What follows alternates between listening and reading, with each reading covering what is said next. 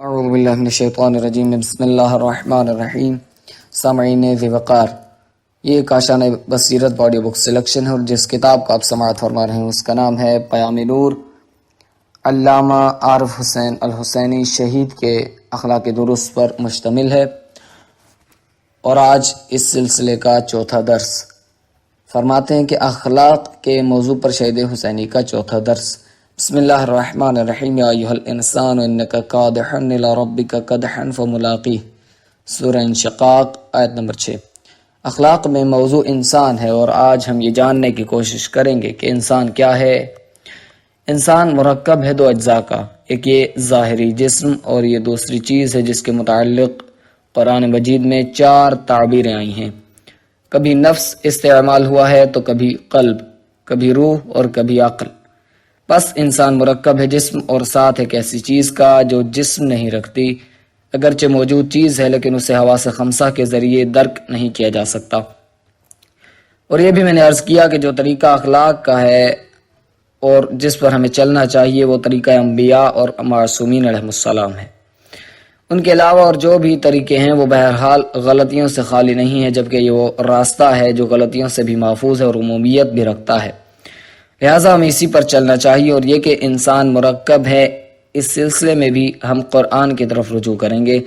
اس کے علاوہ عقل کیا چیز ہے، روح کیا چیز ہے، نفس کیا چیز ہے، قلب کیا چیز ہے، ان کے متعلق بھی اپنی اس مجلس کے تقاضے کے مطابق کچھ وضاحت کریں گے۔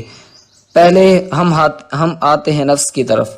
نفس کی وہ تعریف جو فلاسفر حضرات کرتے ہیں، ہم اس میں نہیں الجھنا چاہتے، صرف اتنا عرض کریں گے کہ یہ ایک باغ ملکوت کا پرندہ ہے جو خداوند متعال نے اس جسمانی قفس میں ڈال دیا ہے، اور یہ خداوند متعال کی ایک عنایت ہے، اس کی طرف سے ایک مرحمت ہے، ایک لطف ہے جو خداوند متعال نے ہم پر کیا ہے۔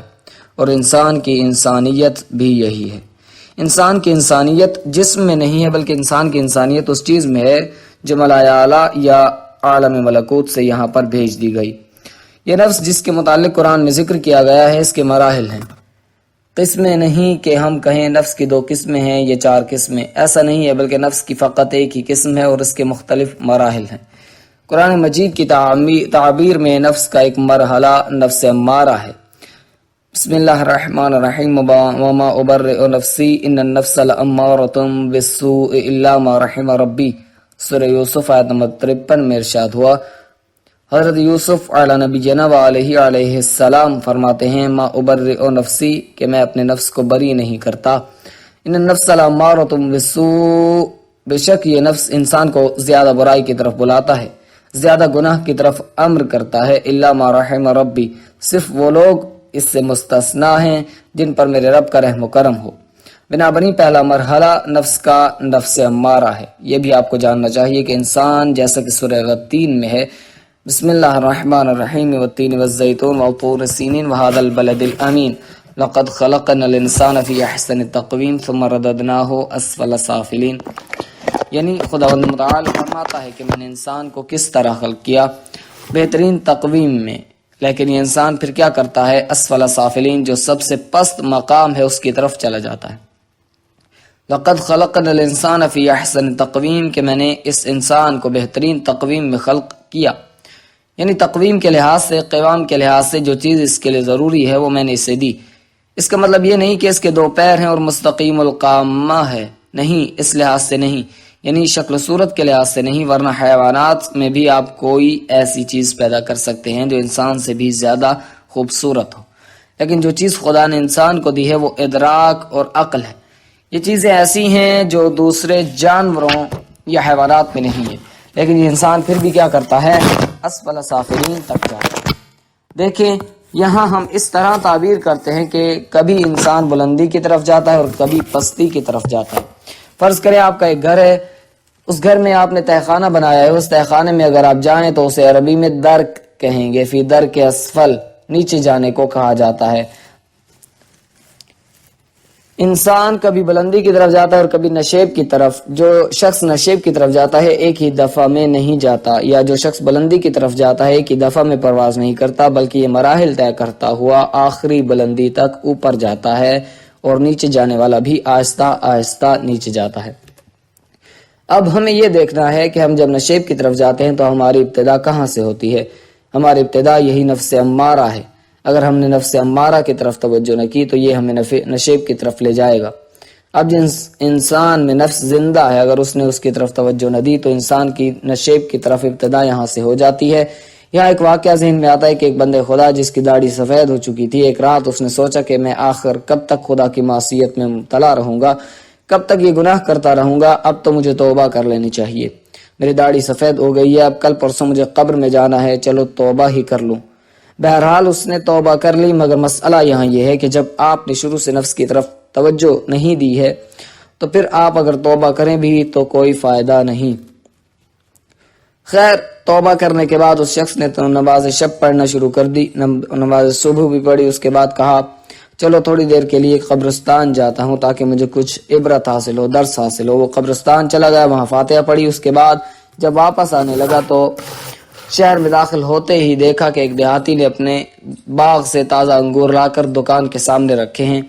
اس نے جب یہ تازہ انگور دیکھے تو کہا کہ خریدنا چاہیے. جب جیب میں ہاتھ ڈالا دیکھا کہ ایک پیسہ بھی نہیں ہے. اس کو انگور کھانے کا شوق تھا، ادھر پیسے بھی نہیں تھے. اسی اثناء میں اس نے دیکھا کہ وہ دیہاتی اپنے کام میں مصروف ہے. اس نے آہستہ سے انگور کے 2 خوشے اٹھا کے اپنے کمبل کے نیچے چھپا لیے.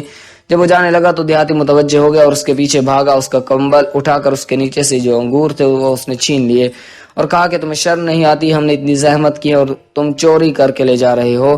دیہاتی کی یہ بات سن کر وہ بہت شرمندہ ہوا. اب مسئلہ چونکہ نفس امارہ کا تھا، ابھی اس نے نفس امارہ کو کچھ نہیں کیا تھا، یعنی صرف وہ چاہتا تھا کہ ایک دفعہ دعائے توبہ پڑھنے سے یا 2 رکعت نماز پڑھنے سے مسئلہ حل کر لوں.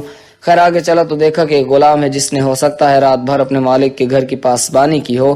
وہ دہلیز کی جگہ پر کھڑا ہے اور اس کے ہاتھ میں کوئی چیز ہے جس پر اس نے سر ٹکایا ہوا ہے اور گویا وہ سو رہا ہے. وہ شخص جب اس کے پاس پہنچا تو اس نے دل میں کہا کہ یہ چیز جو اس کے ہاتھ میں ہے اسے یوں ہٹائے کہ یہ گر جائے اور خود خوب ہنس ہنس کر مزہ اڑائے. وہ نزدیک آ کر یہ کام کرنا چاہتا تھا کہ غلام بیدار ہو جاتا ہے اور اس کی طرف دیکھ کر کہتا ہے کہ تمہیں شرم نہیں آتی؟ رات تو تم نے پشیمان ہو کر توبہ کی اور نماز پڑھی، پھر قبرستان جا کر وہاں فاتحہ پڑھی، اس کے بعد تم نے آ کر انگور چرائے اور اب مجھ بیچارے سے کیا چاہتے ہو؟ یہ باتیں ثابت کرتی ہیں کہ اس نے در حقیقت بدبخت نفس امارہ کو ٹھیک نہیں کیا تھا، اس لیے اس کی حالت ہے. اور اس کے مقابلے میں یہ کالا غلام جس نے واقعا اس نفس پر کنٹرول کیا ہے، اس کے نتیجے میں اس کے نفس کو وہ نورانیت حاصل ہو چکی ہے کہ اس نورانیت کے ساتھ وہ دیکھ رہا ہے کہ اس شخص نے پہلے کیا کیا تھا اور اب اس کے ارادے کیا ہیں. بس پہلا مرحلہ کہاں سے شروع ہوتا ہے؟ اسی نفس امارہ سے. اگر ہم نے نفس امارہ کے لیے کچھ نہیں کیا تو پھر یہاں سے ہم نشیب کی طرف جائیں گے اور ابتدا بھی یہیں سے ہوتی ہے کہ انسان کا اچھائی کو جی نہیں چاہتا. مثال کے طور پر کوئی شخص پہلے دن کوئی بڑا قاتل نہیں بنتا، بڑا ڈاکو نہیں ہے، بڑا گناہگار بھی نہیں ہے. پہلے دن وہ کیا ہے؟ وہ یہ ہے کہ جب آپ اسے کہتے ہیں کہ اٹھے نماز پڑھو تو نماز پڑھنے کے لیے اس کا جی نہیں چاہتا. اس پر نماز پڑھنا بہت سخت ہے. اگر کہیں کہ روزہ رکھو تو روزہ نہ رکھنے کے لیے 1000 بہانے بناتا ہے. یہ پہلا مرحلہ ہے جو یہاں سے شروع ہوتا ہے. اب اگر یہ ہوشیار ہے اور جب اس نے دیکھ لیا کہ میرا نفس خراب ہے، اس کے لیے اس نے کچھ دوا کی تو کام ٹھیک ہو جائے گا.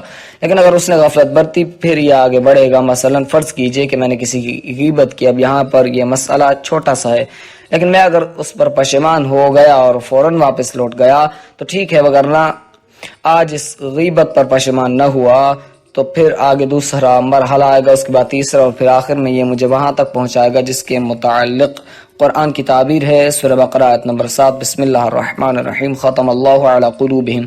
اس کے بعد پھر نہ قرآن کی آیات مجھ پر اثر کریں گی، نہ حدیث اہل بیت اور نہ کوئی اور چیز.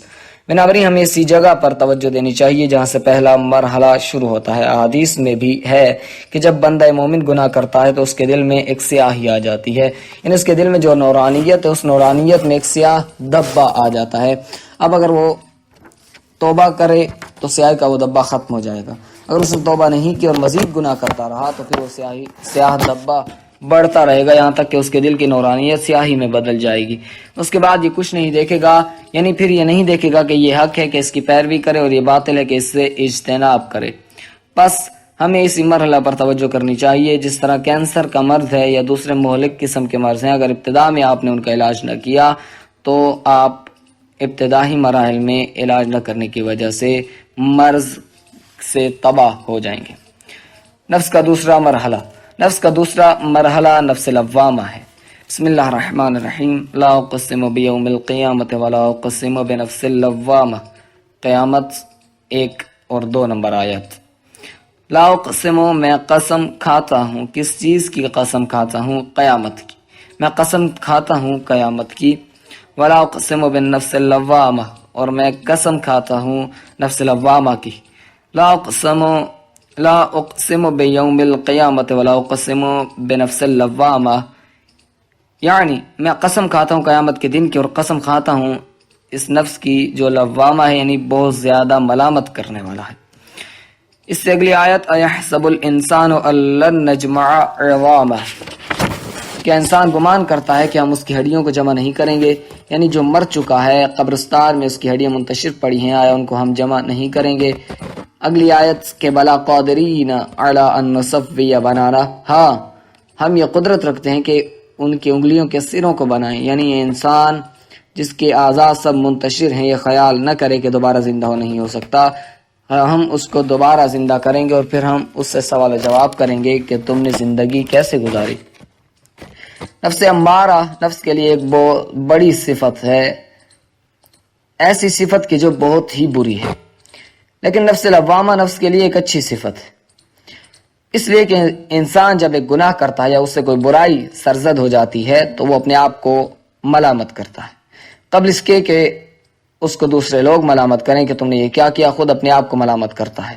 مثال کے طور پر اگر انسان صبح کی نماز قضا کر بیٹھے تو قبل اس کے کہ والدین اس کو کہیں کہ بیٹا تم نے صبح کی نماز کیوں نہیں پڑھی، وہ خود ہی اپنے نفس کو مخاطب کر کے اپنے آپ کو ملامت کرے گا کہ بدبخت، کیوں تم رات تک بیدار رہتے ہو کہ صبح تمہاری نماز قضا ہو جاتی ہے۔ یا جب کسی محفل میں غیبت کرتا ہے تو اس کے بعد جب گھر آتا ہے تو وہ خود پریشان ہو جاتا ہے، اس سے رات کو نیند نہیں آتی، سوچتا ہے کیوں میں نے غیبت کی، کیوں ایک مومن بھائی کا گوشت کھایا۔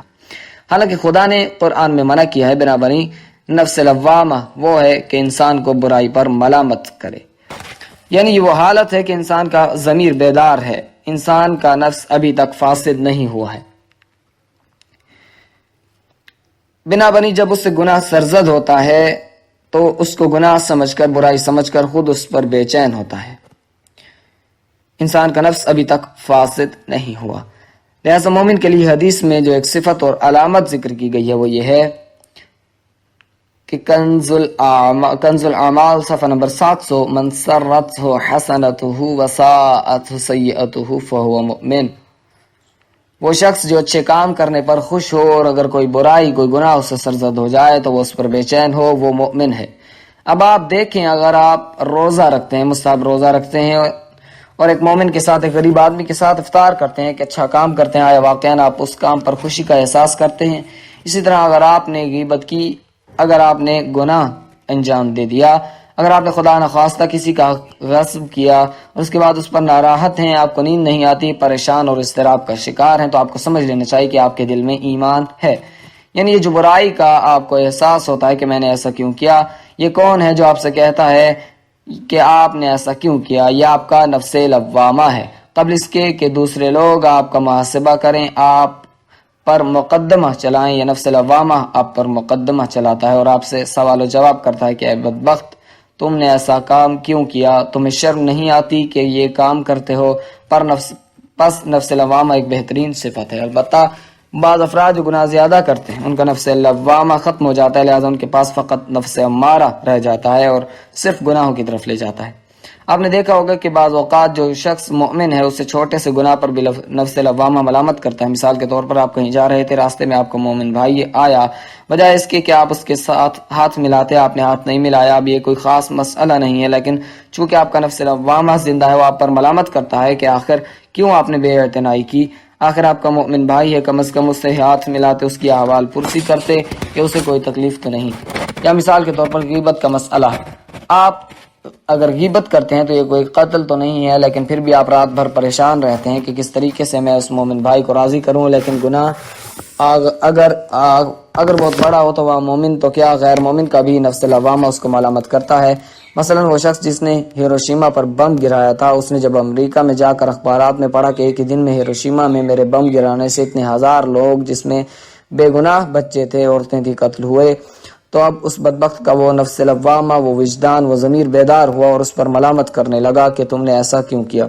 لہذا اس وقت کے اخبارات نے لکھا کہ وہ پاگل ہو گیا تھا۔ وہ پاگل نہیں تھا، حقیقت میں اس کا نفس لوامہ اس کو ملامت کرتا تھا اور بار بار اس سے سوال کرتا تھا کہ تم نے ایسا کیوں کیا، بلکہ صرف ایک ڈگری یا ایک سند لینے کے لیے تم نے اتنا بڑا جرم کیا۔ یعنی وہ گناہ اتنا بڑا تھا کہ اس کے مردہ ضمیر کو بھی وہ نفس لوامہ ملامت کرنے لگا۔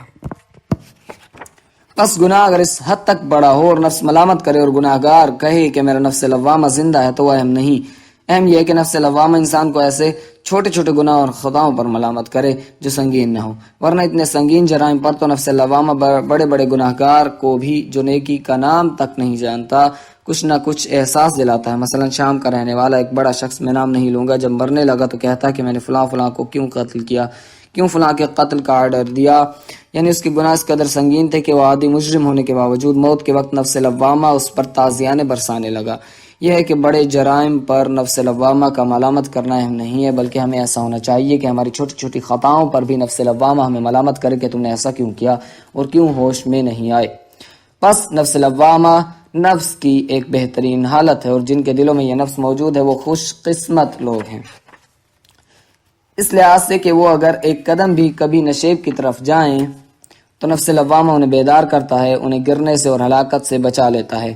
لہذا ہمارے لیے نفس لوامہ کو اپنے اندر بیدار رکھنا بہت ضروری ہے۔ کہیں ایسا نہ ہو کہ نفس لوامہ ہمارے اندر ختم ہو جائے اور پھر ہم ایسے مراحل تک پہنچ جائیں کہ اگر بڑے سے بڑا گناہ بھی کریں تو ہمیں احساس تک نہ ہو کہ یہ گناہ ہے یا کچھ اور ہے۔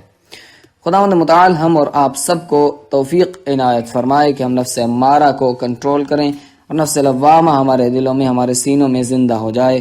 آگے مباحث انشاءاللہ کل عرض کریں گے۔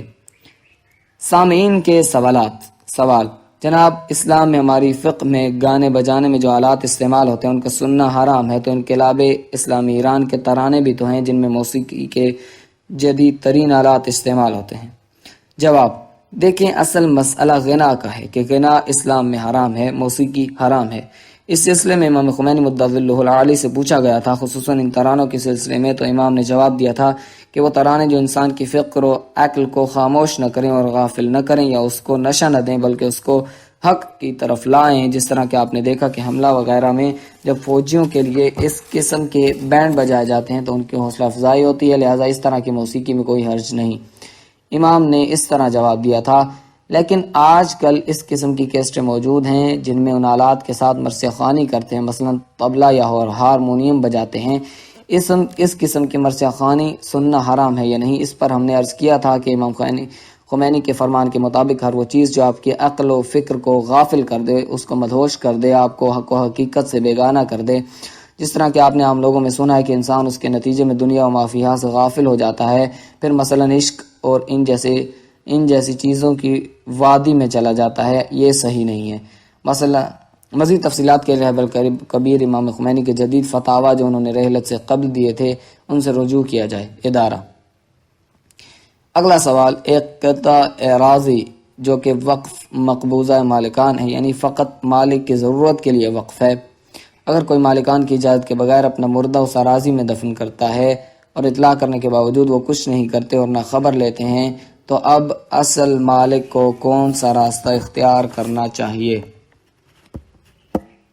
جواب: وقف کے سلسلے میں عرض یہ ہے کہ موقوفہ چیز جس کام کے لیے وقف کی گئی ہو اس کے علاوہ دوسرے کام میں استعمال نہیں ہو سکتی۔ یہ شرعی حکم ہے۔ فرض کریں کہ آپ نے ایک جگہ کو وقف کیا ہے جس میں آپ کو مسجد تعمیر کرنی ہے، تو مسجد کے علاوہ کوئی اور چیز تعمیر نہیں ہو سکتی۔ اسی طرح اگر مدرسہ کے لیے ہے تو مدرسہ تعمیر ہوگا، اور اگر امام بارگاہ کے لیے تو امام بارگاہ تعمیر ہوگی۔ اگر آپ نے وقف کیا ہے یہ گھر ہے، اس سے میری اولاد اور اولاد میں سے بھی فرض کریں کہ جو اہل علم ہیں، دینی طلباء ہیں، وہ فائدہ اٹھاتے رہیں، تو جس طریقے کے مطابق وقف ہے اسی طریقے کے مطابق استعمال ہونی چاہیے۔ اس کے علاوہ دوسرے طریقے سے اس کا استعمال جائز نہیں ہے، اب خواہ اس میں مردہ دفن کرنا ہو یا کوئی اور کام ہو، لیکن اگر وقف کے مطابق نہیں ہے تو صحیح نہیں ہے۔ سوال: تو پھر ان مدفونوں کو وہاں سے نکالنا چاہیے؟ جواب: اب انہیں راضی ہونا چاہیے، اور ویسے تو جن لوگوں نے انہیں وہاں دفن کیا انہوں نے غلط کیا، لیکن چونکہ دفن شدہ لوگوں کا کوئی قصور نہیں کہ انہیں نبش قبر کیا جائے، کیونکہ اس طرح مومن کے مردے کی توہین ہوتی ہے، تو کم از کم اسلام کی خاطر، ایمان کی خاطر اس کو بخشنا چاہیے اور انہیں معاف کر دینا چاہیے۔ سوال: ایک عورت کے لیے کتنا حجاب ضروری ہے؟ جواب: نماز میں دونوں ہاتھ کلائی سے نیچے تک اور چہرے کا ڈھانپنا اور چھپانا واجب نہیں ہے، اس کے علاوہ جسم کے باقی حصے کو چھپانا واجب ہے۔ اسی طرح بازار میں، گھر سے باہر اور خصوصاً نامحرم سے خاتون کا چہرے اور ہاتھوں کے علاوہ باقی جسم کو چھپانا واجب ہے، بالخصوص ان کے لیے محسنات اور زینت کو چھپانا ضروری، اور خواتین اتنے تنگ کپڑے نہ پہنیں کہ جن سے ان کا جسم نمایاں ہو۔ سوال: ہمارے معاشرے میں اگر چہرہ ننگا ہو تو اسے پردہ نہیں سمجھا جاتا، کیا بہتر نہیں کہ یہاں خواتین کا چہرے کو چھپائیں جیسا کہ قدیم ایام سے ہوتا چلا آیا ہے؟ جواب: دیکھیں آقا صاحب، اگر کوئی عورت چہرہ چھپاتی ہے تو یہ احسن طریقہ ہے، بہتر تو یہی ہے کہ چھپا لے، لیکن بات یہ ہو رہی تھی کہ کس حد تک چھپانا واجب اور ضروری ہے۔ باقی رہا قدیم کا مسئلہ، تو قدیم ایام میں کئی قسم کے پردے تھے۔ ایک قسم کا پردہ دیہاتوں میں ہوتا ہے جس میں سارا جسم ڈھانپا جاتا ہے۔ ایک قسم کا پردہ تعلیم یافتہ شہری خواتین کرتی ہیں، جو بالکل صحیح نہیں۔ ان کے بازو اور ماتھے کے اوپر بال ننگے ہوتے ہیں اور صاف نظر آتے ہیں، ان کو چھپانا واجب ہے۔ بس اگر کوئی عورت احتیاط کرتی ہے اور اپنے پورے جسم کو چھپاتی ہے تو یہ نور علی نور ہے، اور ایسا ہونا چاہیے۔ صلی علی محمد و علی محمد۔ موضوع: اخلاق، نمبر 4، مقام پشاور، مناسبت ماہ رمضان المبارک۔ آگے ہے نفس کے حالات پر شہید حسینی کا پہلا درس۔ بسم اللہ الرحمن الرحیم۔ سورہ انشقاق، آیت نمبر 6۔ یا ایھا الانسان انک کادح الی ربک کدحا فملاقیہ۔ نفس انسانی کی مختلف حالتیں ہیں، ان میں سے نفس امارہ کا ذکر کر چکا ہوں، جو انسان کے لیے سوائے بدبختی اور ہلاکت کے کوئی اور نتیجہ نہیں دیتا۔ نفس کی دوسری حالت نفس لوامہ ہے۔ انسان جب گناہ کرتا ہے یا اس سے اشتباہ سرزد ہوتا ہے تو یہ نفس انسان کو ملامت کرتا ہے، اور یہ نفس کی ایک اچھی حالت ہے۔ نفس کی تیسری حالت نفس مطمئنہ ہے۔ سورہ فجر، آیت نمبر 27 اور 28 کہ بسم اللہ الرحمن الرحیم۔ یا ایتھا النفس المطمئنہ ارجعی الی ربک راضیۃ مرضیہ۔ نفس مطمئنہ انسان کے لیے بہترین حالت ہے۔ یقیناً یہ خدا کے خاص الخاص بندوں میں پائی جاتی ہے، ان میں یہ اعلیٰ اور بلند ترین درجے پر ہوتی ہے، لیکن اگر دیگر افراد بھی اولیاء، انبیاء اور ائمہ اطہار علیہم السلام کی سیرت اور اسوہ پر صحیح طور پر عمل کر لیں تو نفس مطمئنہ کا کچھ نہ کچھ مقام عام افراد کو بھی حاصل ہو سکتا ہے۔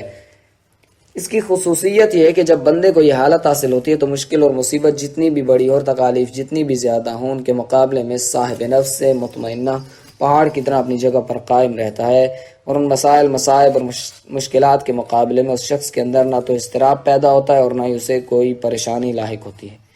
فرض کریں کہ اب ایک انسان جو کہ عام انسان ہے، ایک عجیب و غریب اور خطرناک قسم کا واقعہ اس کے ساتھ پیش آتا ہے، تو ہو سکتا ہے کہ وہ اس واقعے سے اتنا متاثر ہو اور اسے اتنا صدمہ پہنچے کہ وہ دیوانہ ہو جائے، یا پھر دل کا دورہ پڑنے سے اس کی موت واقع ہو جائے۔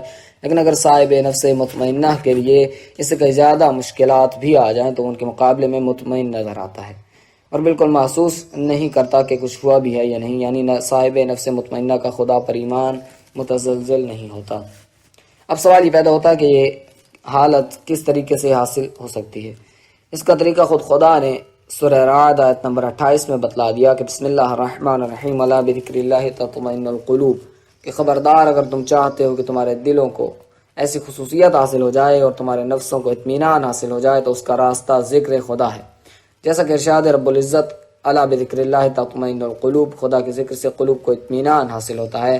دوسرے مقام پر ارشاد رب العزت اقم الصلاۃ لذکری، سورہ طہ آیت نمبر 14 میں ارشاد فرمایا کہ میرے ذکر کے لیے نماز قائم کرو۔ ذکر یہ نہیں کہ آپ تسبیحات میں لے کر سبحان اللہ کہتے رہیں، ہو سکتا ہے کہ ایک شخص کے ہاتھ میں تسبیح ہو اور وہ 100 مرتبہ یا 1000 مرتبہ شب روز اللہ اکبر اور سبحان اللہ کہتا ہو، لیکن اس کا دل سویا ہوا ہو، اس دل پر پردہ پڑا ہوا اور اس کا دل خدا سے غافل ہو، تو یہ شخص ذکر نہیں کر رہا، بلکہ ذکر سے مراد یہ ہے کہ انسان حقیقی معنوں میں خدا کی طرف متوجہ ہو، اور جو چیز بھی اس کے سامنے آئے تو فوراً اس کا ذہن خدا اور اس کے حکم کی طرف متوجہ ہو، وہ دیکھے کہ کیا خدا نے اسے حلال کیا ہے یا حرام۔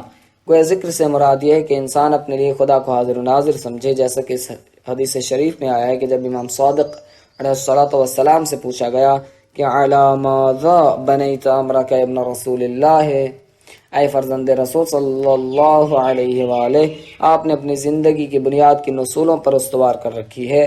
تو امام علیہ السلام نے فرمایا کہ میں نے چند چیزوں کو اصول بنایا ہے۔ ان اصولوں کو بیان کرنے سے پہلے عرض کرنا ضروری ہے کہ حقیقت میں امت طاہرین علیہ السلام ہمارے لیے نمونہ ہیں۔ انبیاء اور ائمہ علیہ السلام ہمارے اور خدا کے درمیان رابطہ ہیں، وہ اپنے عمل سے ہمیں متوجہ کرنا چاہتے ہیں۔ امام علیہ السلام نے جو کچھ اس حدیث میں فرمایا ہے، حقیقت میں ہم سب کو عمل کی طرف دعوت دی ہے۔ لہٰذا امام علیہ السلام فرماتے ہیں کہ پہلا اصول جو میں نے اپنی زندگی میں اختیار کیا ہے وہ یہ ہے کہ علمت ان عملی لا يعمل غیری، مجھے اس کا علم ہے کہ جو کچھ مجھے کرنا چاہیے اسے میرے علاوہ کوئی اور انجام نہیں دے گا۔ مجھے یقین ہے کہ خدا نے میری جو ڈیوٹی قرار دی ہے اور جو کچھ مجھ پر واجب قرار دیا ہے وہ میں نے ہی انجام دینا ہے اور اسے میرے علاوہ کوئی اور انجام نہیں دے گا، لہٰذا میں نے کمر ہمت باندھ لی ہے۔ پھر امام علیہ السلام نے فرمایا علمت ان اللہ مطلع علی فاستحییت، میری زندگی کا دوسرا اصول یہ ہے کہ مجھے یقین ہے کہ میں جہاں بھی جاؤں خدا مجھے دیکھ رہا ہے، پس اس وجہ سے میں خدا سے حیا کرتا ہوں۔ پس اگر ہمیں واقعی طور پر یہ مقام حاصل ہو جائے تو پھر نامحرم کی طرف آنکھ اٹھا کر نہیں دیکھیں گے، ہم اپنی زبان سے غیبت نہیں کریں گے، ظلم کے مرتکب نہیں ہوں گے اور حرام امور بجا نہیں لائیں گے۔ پس صاحب نفس مطمئنہ وہ ہے جو ہر وقت خدا کو یاد کرتا ہے۔ الا بذکر اللہ تطمئن القلوب، ذکر خدا ہی سے انسان کے دل کو اطمینان حاصل ہوتا ہے۔ اگر ہم اور آپ چاہتے ہیں کہ ہمارے نفس کے لیے یہ حالت حاصل ہو جائے، اگرچہ اس کا اعلیٰ ترین درجہ تو انبیاء، اولیاء اور ائمہ علیہم السلام کے لیے ہے، لیکن اس کے کم ترین درجے اور مقام تک ہم سب پہنچ سکتے ہیں۔ لہٰذا اگر ہم اور آپ اس مقام کو حاصل کرنا چاہتے ہیں تو خدا نے ہمیں راستہ بتا دیا کہ الا بذکر اللہ تطمئن القلوب، کہ خدا کے ذکر ہی سے دلوں کو اطمینان حاصل ہوتا ہے۔ اور اقیم الصلاۃ لذکری، نماز قائم کرو تاکہ نتیجے میں تمہارے دلوں میں میری یاد زندہ ہو جائے، اور جب تمہارے دلوں میں میری یاد زندہ ہو جائے گی تو پھر تکلیف جتنی بھی بڑی ہو اس کے مقابلے میں مضطرب اور پریشان نہیں ہوگے۔ لہٰذا ہر انسان کے نفس مطمئنہ کا مقام جتنا بلند ہوگا اتنا ہی صاحب نفس مطمئنہ مصیبتوں کے مقابلے میں مطمئن نظر آئے گا، پریشان اور مضطرب نہیں ہوگا۔ شب جمعہ ہے، چند کلمے مصائب بھی پڑھتے ہیں۔ صاحب نفس مطمئنہ کی بہترین مثال سید الشہداء علیہ الصلوۃ والسلام ہے، یہاں تک کہ سید قطب جو مصر میں اہل سنت والجماعت کے بہت بڑے عالم گزرے ہیں، میرے خیال میں انہوں نے اپنی تفسیر فی ظلال القرآن میں لکھا ہے کہ روز عاشورہ سید الشہداء علیہ السلام کی مشکلات و مصیبتیں جتنی زیادہ ہوتی گئیں، سید الشہداء علیہ السلام کا چہرہ اتنا ہی نورانی ہوتا گیا۔ عام طور پر انسان مصیبت میں گرفتار ہو تو اس کے چہرے پر اضطراب و پریشانی کی علامات ظاہر ہوتی ہیں، لیکن سید الشہداء علیہ السلام کے متعلق لکھتے ہیں کہ روز عاشورہ اصحاب شہید ہوتے رہے، اہل بیت شہید ہوئے، یہاں تک کہ 6 مہینے کا بچہ گود میں شہید ہو گیا۔ اب آپ اندازہ لگائیں کہ جو صاحب اولاد ہو اور جس کا ننھا منھا بچہ ہو، جس کو دیکھ کر وہ خوش ہوتا ہو، جب وہ بچہ انسان کی گود میں آخری سانس لے رہا ہو اور جان دے رہا ہو تو باپ اسے کیسے برداشت کرے گا؟ لیکن سید الشہداء علیہ السلام کے متعلق لکھتے ہیں کہ جتنا ان کی شہادت کا وقت نزدیک ہوتا رہا، جتنی ان پر مصیبتیں آتی رہیں، اتنا ہی سید الشہداء علیہ السلام کا چہرہ نورانی ہوتا گیا، اور یہاں سے ہمیں اندازہ ہوتا ہے کہ سید الشہداء علیہ السلام کے مبارک سینے میں نفس مطمئنہ کا آخری مقام موجود تھا کہ وہ مصیبتیں حسین علیہ السلام کے دل میں کچھ اضطراب پیدا نہ کر سکیں۔ اسی طرح ان کی بہن حضرت زینب کبریٰ سلام اللہ علیہا کو جتنی مصیبتیں پیش آئی ہیں اس پر انسان حیران ہو جاتا ہے، اور مصیبتیں جو حضرت زہرا علیہ السلام پر آئیں جن کے متعلق خود بھی فرماتی ہیں کہ صبت علی مصائب لو انہا صبت علی الایام سرنا لیالیا، لہٰذا ہم یہ نہیں کہہ سکتے کہ حضرت زہرا علیہ السلام کی مصیبتیں کم تھیں، لیکن اپنی ناقص عقل سے یہ کہہ سکتا ہوں کہ اس بی بی سے کربلا والی بی بی کی مصیبتیں زیادہ ہیں، اس لیے کہ رسول خدا صلی اللہ علیہ وآلہ وسلم وفات پاتے ہیں، بی بی پر مصیبتیں تو آئیں لیکن گھر میں حضرت امیر المؤمنین علیہ السلام حیدر کرار موجود ہیں، حسن و حسین علیہ السلام موجود ہیں، اصحاب موجود ہیں، سلمان و ابو ذر موجود ہیں، وہ ان کے ہاں آتے ہیں، لیکن کیسے اندازہ لگایا جا سکتا ہے کہ اس بی بی کی مصیبت کا کہ جب کربلا میں ادھر سید الشہداء علیہ السلام ذوالجناح سے زمین پر آتے ہیں اور سر اقدس تن سے جدا ہو جاتا ہے، ادھر دشمن خیموں کی طرف رخ کرتے ہیں، سیدانیوں کے تبرکات لوٹ کر خیموں کو آگ لگا دیتے ہیں۔ آپ اندازہ لگائیں، کوئی نہیں ہے جو ان کو پرسا دے، کوئی نہیں ہے اس بی بی کو تسلی دے، بلکہ تسلی دینے کی بجائے ان پر وار کیے جاتے ہیں، انہیں طعنے دیے جاتے ہیں۔ یہاں سے اندازہ لگایا جا سکتا ہے کہ یہ بی بی بھی اس نفس مطمئنہ کی مالکہ تھیں جو نفس مطمئنہ سید الشہداء علیہ السلام کو حاصل تھا۔ وَلَعْنَةُ اللَّهِ عَلَىٰ أَعْدَائِهِمْ أَجْمَعِينَ۔ موضوع نفس کے حالات۔ نمبر 1، مقام پشاور، مناسبت ماہ رمضان المبارک۔ نفس کے حالات پر شہید حسینی کا دوسرا درس۔ حسب سابق آیت مبارکہ سورہ انشقاق آیت نمبر 6۔ بسم اللہ الرحمن الرحیم۔ یا ایہا الانسان انک قادح الی ربک قدحا فملاقیہ۔ گزشتہ دروس میں ہم نے عرض کیا تھا کہ انسان میں ایک حقیقت ہے، اور حقیقت کو کبھی قلب سے، کبھی روح سے تعبیر کیا گیا ہے، اسے کبھی نفس سے اور کبھی عقل سے تعبیر کیا گیا ہے۔ اس سلسلے میں ہم نے نفس کے متعلق کچھ اشارے کیے تھے کہ نفس کے مختلف حالات ہیں، نفس ایک ہی ہے اور ایک سے زیادہ نہیں ہے، لیکن اس کے حالات مختلف ہیں۔ نفس کی ایک حالت اور مرتبہ نفس امارہ ہے اور ایک بری حالت ہے۔ نفس کا ایک مرتبہ اور حالت نفس لوامہ ہے۔ جب انسان گناہ اور غلطی کرتا ہے تو یہ نفس کو ملامت کرتا ہے اور یہ نفس کی اچھی حالت ہے۔ نفس کا ایک اور مرتبہ نفس مطمئنہ ہے۔ نفس کی حالت اور مرتبہ انبیاء اور ائمہ علیہم السلام کے نفوس قدسیہ کو حاصل ہوتا ہے۔ نفس مطمئنہ کا بلند ترین درجہ ان نفوس قدسیہ کے لیے ہے۔ البتہ اگر کوئی مومن مخلص اور موحد زحمت اور کوشش کرے تو نفس مطمئنہ کی حالت اسے بھی حاصل ہو سکتی ہے۔ آج ہم قلب کے بارے میں کچھ عرض کریں گے۔ البتہ قلب سے ہماری مراد گوشت کا ٹکڑا نہیں ہے جو انسان کے سینے میں موجود ہے اور اس کے بدن کا مرکز ہے، اگرچہ جب انسان اس پر بھی غور و فکر کرتا ہے تو وہ توحید کی ایک کتاب نظر آتا ہے، یعنی انسان جب دقیق نظر سے اس قلب کا مطالعہ کرتا ہے تو وہ توحید تک پہنچتا ہے۔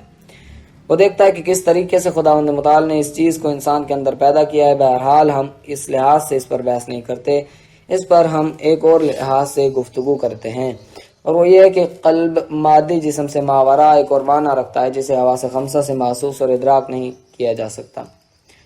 اس مفہوم کے لحاظ سے قلب کے مختلف حالات ہیں۔ قلب کی ایک حالت اور مرتبہ صحیح و سالم ہونا ہے اور دوسرا مرتبہ مریض ہونا ہے، اور یہ قرآن کی تعبیر ہے۔ قلب کا مرض جس کے مرض سے خطرناک جسم کے مرض سے خطرناک تر ہے، جیسا کہ امیر المؤمنین علیہ السلام ایک اور مقام پر فرماتے ہیں، الا وان من البلاء الفاقہ، خبردار بلاؤں میں سے ایک فقر ہے، یعنی انسان جب فقیر اور غریب ہو جائے تو زندگی کی مشکلات اور شدائد میں سے اس کے لیے یہ بہت بڑی مشکل اور سختی ہے۔ فقر و فاقہ یہ بہت بڑی بلا اور مصیبت ہے۔ واشد من الفاقۃ مرض البدن، اور مولا علی علیہ السلام فرماتے ہیں کہ اس فقر و فاقے سے بھی خطرناک تر انسان کے بدن کا مریض ہونا ہے، یعنی جب انسان کا بدن بیمار پڑ جائے تو یہ فقر و فاقے سے بھی زیادہ انسان کے لیے مصیبت اور مشکل کا باعث ہے۔ مثال کے طور پر اگر آپ فقیر ہو جائیں تو کوئی بات نہیں، کیونکہ فقر و فاقہ کے باوجود آپ کا بدن سالم ہے، لیکن اگر آپ مریض ہو جائیں اور پیسے بھی آپ کے پاس ہوں تو وہ پیسے آپ کو کیا فائدہ پہنچا سکتے ہیں؟ یا مثلا آپ کا کوئی عضو مفلوج ہو گیا تو آپ کس طرح سے کام کر سکیں گے؟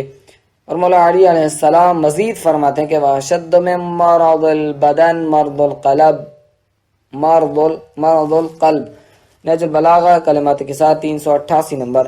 آپ علیہ السلام فرماتے ہیں کہ بدن کے مرض سے دل کا مرض بہت خطرناک ہے، اس لیے کہ جب انسان کا بدن مریض ہو جائے، مثال کے طور پر اگر میری آنکھیں خراب ہو جائیں تو چلو میری آنکھیں خراب ہو گئی ہیں اور میں دیکھ نہیں سکتا، میری یہ 2 روزہ زندگی آنکھوں کے بغیر جیسے تیسے گزر جائے گی، مجھے تکلیف ضرور ہوگی لیکن کتنے دن؟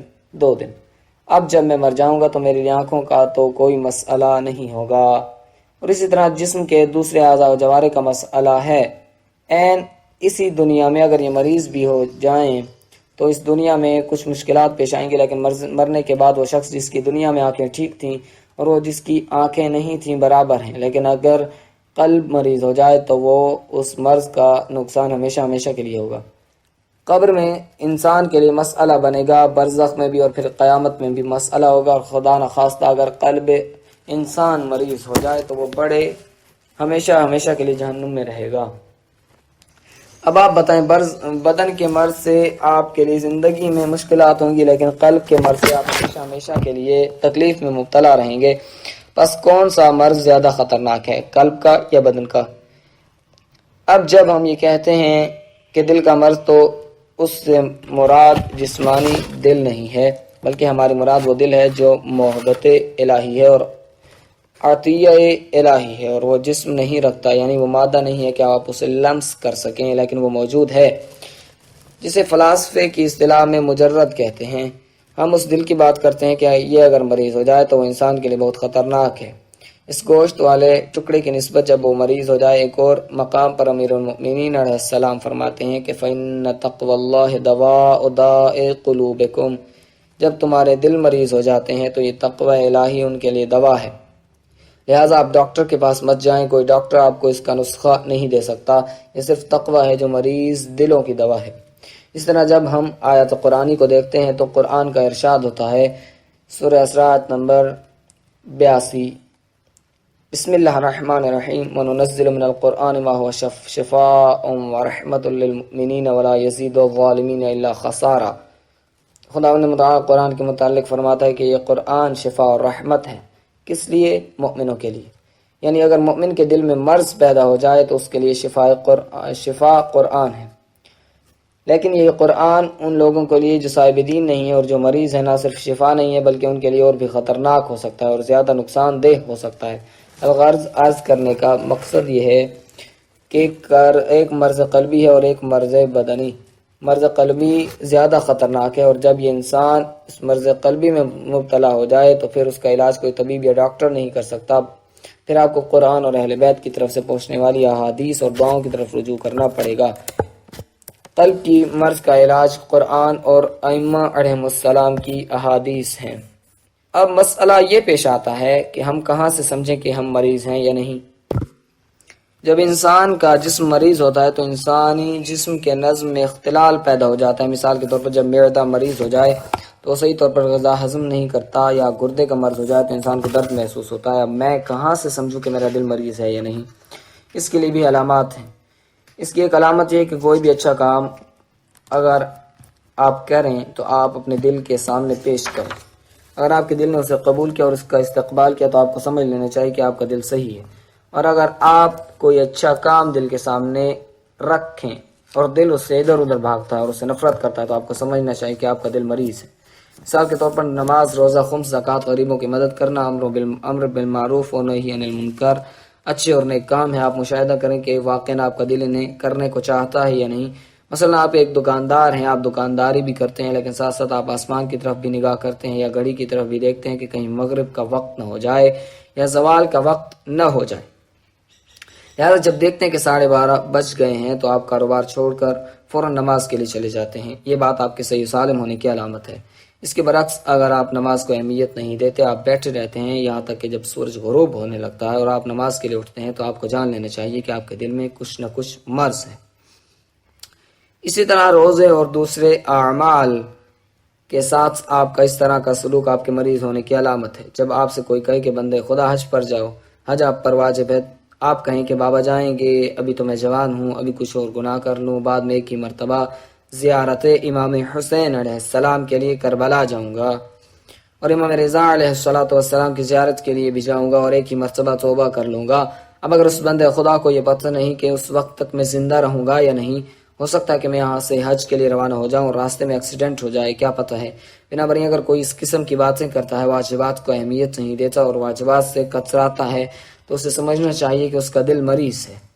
فرض کریں کہ اگر وہ ایک اچھی محفل و مجلس میں 5-10 منٹ بیٹھتا ہے تو اس کا دل تنگ ہو جاتا ہے، لیکن جب وہ سینما میں بیٹھتا ہے یا ٹی وی پر کوئی پروگرام دیکھ رہا ہوتا ہے یا انڈیا کی فلم دیکھ رہا ہوتا ہے تو 2-2 3-3 گھنٹے گزر جاتے ہیں لیکن اسے احساس بھی نہیں ہوتا، ایسا لگتا ہے جیسے اسے کوئی اور کام ہی نہیں ہے۔ اب اس کو دکانداری بھی بھول جاتی ہے اور اگر کسی کے ساتھ اس نے وعدہ کیا ہوتا ہے تو وہ یہ سب کچھ بھول جاتا ہے۔ اس شخص کا دل گناہوں میں بڑی دلچسپی لیتا ہے تو ایسے شخص کو سمجھنا چاہیے کہ اس کا دل مریض ہے۔ اس بنا پر اگر کوئی شخص تکبر میں مبتلا ہے تو وہ مریض ہے، کیونکہ تکبر دل کا ایک مرض ہے۔ اب اگر اس بیچارے شخص کا آپ کسی اسپیشلسٹ ڈاکٹر سے علاج کرانا چاہتے ہیں تو اس کا علاج نہیں ہو سکتا، کیونکہ کوئی ڈاکٹر اس بیماری کا نسخہ نہیں دے سکتا جس سے اس کا تکبر خشوع و خضوع میں تبدیل ہو جائے۔ یا مثال کے طور پر ایک آدمی حریص ہو گیا ہے، اور وہ چاہتا ہے کہ پیسے جمع کرے، حلال طریقے سے ہوں یا حرام طریقے سے، ادھر سینما ہال بنائے، ادھر مسجد کے لیے چندہ اکٹھا کر کے کھا جاتا ہے، اسمگلنگ کرتا ہے اور شراب بیچتا ہے۔ وہ ان سب ذرائع کو استعمال کرتا ہے، وہ صرف پیسے جمع کرنا چاہتا ہے، اسے پیسے کا لالچ ہو گیا ہے اور اپنے پیسوں میں سے کسی کو ایک پائی بھی نہیں دیتا۔ البتہ حرام کے پیسے دینے کا فائدہ نہیں ہے۔ اگر حرام کی کمائی سے انسان حج پر بھی چلا جائے تو اس کا حج قبول نہیں ہے۔ فرض کریں ایک آدمی سینما چلا جاتا ہے تو اس کے پاس لاکھوں کے حساب سے پیسہ جمع ہو گیا ہے۔ اگر آپ اسے کہتے ہیں کہ تو مستطیع ہو گیا، حج پر چلا جا، وہ کہتا ہے کہ بابا وہ مستطیع نہیں بلکہ حرام کے پیسے کے ساتھ انسان صاحب استطاعت۔ آپ جب اسے کہتے ہیں کہ حج پر چلا جا کہ وہ مستطیع ہو گیا، لیکن حقیقت میں وہ مستطیع نہیں ہے بلکہ حرام کے پیسے کے ساتھ انسان جب استطاعت رکھ ہی نہیں سکتا، بس اگر وہ حج بھی کر لے تو کوئی فائدہ نہیں ہے۔ کربلا چلا جائے کچھ فائدہ نہیں ہے۔ یا ایک اور بدبخت جو حسد کی بیماری میں مبتلا ہو گیا ہے، یہ قلبی مرض ہے۔ حاسد شخص اپنی سعادت اور خوشحالی کے بارے میں نہیں سوچتا، وہ ہر وقت اپنے رقیب کے متعلق سوچتا رہتا ہے۔ فرض کریں وہ دکاندار ہے تو اس کا رقیب ایک دکاندار ہوگا، وہ دکانداری کی لائن میں اس سے رقابت کرتا ہے، یا وہ خطیب ہے تو خطابت کے میدان میں دوسرے خطیب سے رقابت کرتا ہے۔ اسی طرح وہ کسی اور فن کا ماہر ہے تو اسی میدان میں دوسرے سے حسد کرتا ہے، وہ چاہتا ہے کہ میرا رقیب ترقی نہ کرے، وہ یہ فکر کرتا رہتا ہے کہ اپنے رقیب کو کس طرح بدبخت کرے۔ اس کے دل میں حسد ہے۔ یہ حسد کیا ہے؟ قلب کی بیماری ہے۔ اب اس کا علاج کیا ہے؟ کیا دکاندار آپ کو اس کا علاج بتا سکتا ہے یا کوئی ڈاکٹر اس کی دوا تجویز کر سکتا ہے؟ ہرگز نہیں۔ شاید آپ نے یہ قصہ سنا ہوگا کہ ایک بندہ خدا تاجر تھا، وہ بڑے پیسے والا تھا، اس کا ایک رقیب تھا، وہ بھی تجارت کرتا تھا۔ یہ تاجر اس سے تجارت میں آگے بڑھ گیا، اسے حسد ہو گیا۔ اس نے کیا کیا؟ ایک غلام کو خریدا اور اس کی خوب خاطر مدارت کی، بجائے اس کے کہ یہ غلام تاجر کی خدمت کرتا، مالک نے غلام کی خدمت کی۔ ایک دن یہ تاجر غلام سے کہنے لگا کہ تم کو یہ پتا ہے کہ میں نے تمہیں کس لیے خریدا ہے؟ اس نے کہا نہیں۔ تمہیں پتا ہے کہ میں تمہارا کس لیے احترام کرتا ہوں؟ اس نے کہا نہیں۔ اس کے بعد اس نے کہا کہ میں ایک کام تم سے کروانا چاہتا ہوں۔ غلام نے کہا میں تو آپ کا زر خرید غلام ہوں، آپ جو کچھ کہیں گے میں مانوں گا اور اس پر عمل کروں گا۔ مالک نے کہا پہلے مجھ سے وعدہ کرو تم یہ کام ضرور کرو گے، اور جب تم وہ کام کر دو گے تمہیں آزادی بھی مل جائے گی۔ غلام نے کہا ٹھیک ہے، میں وعدہ کرتا ہوں کہ جو آپ کہیں گے میں اس پر عمل کروں گا۔ اس کے بعد مالک نے کہا یہ جو میرے ساتھ ہمسایہ ہے، یہ میرا رقیب ہے، یہ مجھ سے آگے بڑھ گیا ہے اور میں یہ سب کچھ اپنی آنکھوں سے نہیں دیکھ سکتا۔ تم یہ زہر کی بھری ہوئی تھیلی لو اور یہ تیز دھار چاقو رات کی تاریکی میں مجھے اوپر لے جا کر اس کی چھت پر ذبح کر ڈالو، تاکہ جب پولیس آئے تو اسے پکڑ کر لے جائے اور میرے قتل کے جرم میں اسے جیل میں ڈال دے، اور یوں اس کا تمام کاروبار ختم ہو جائے۔ کیونکہ پولیس کو پتا ہے کہ ہم دونوں آپس میں رقیب ہیں، اس لیے یہ الزام اسی پر ہی لگے گا۔ شہید مطہری کے الفاظ میں غلام نے کہا تم جیسے بے وقوف آدمی تو قتل کے لیے مناسب ہے، تم جیسے کو تو قتل ہی کرنا چاہیے۔ غلام رات کی تاریکی میں مالک کو چھت پر لے گیا اور ذبح کر دیا، اور جب صبح ہوئی تو پتہ چلا کہ وہ شخص فلاں کی چھت پر مردہ پڑا ہوا ہے۔ لہذا سب نے کہا کہ یہ قتل اس کے علاوہ کون کر سکتا ہے، جبکہ ان دونوں میں رقابت بھی تھی اور اس کی لاش بھی اس کی چھت پر پڑی ہوئی ہے۔ پولیس نے رقیب تاجر کو پکڑ لیا اور جیل میں بند کر لیا۔ ادھر اس کا غلام اس کام کے بعد نفس لوامہ اس کا بیدار ہوا۔ چند دن گزر جانے کے بعد اس کے نفس نے اسے ملامت کی کہ آخر کیوں اس بیچارے کو بے گناہ قید میں پھنسا دیا ہے، اس کا کاروبار سب کچھ تباہ ہو گیا۔ یہ سوچ کر اس نے عدالت کے سامنے اپنا تعارف کرایا اور قاضی کو تمام ماجرا سنایا۔ یہ قصہ سننے کے بعد قاضی نے اس تاجر کو آزاد کر دیا اور غلام کو معاف کر دیا۔ آپ ملاحظہ کریں کہ یہ سب کچھ حسد کی وجہ سے تھا۔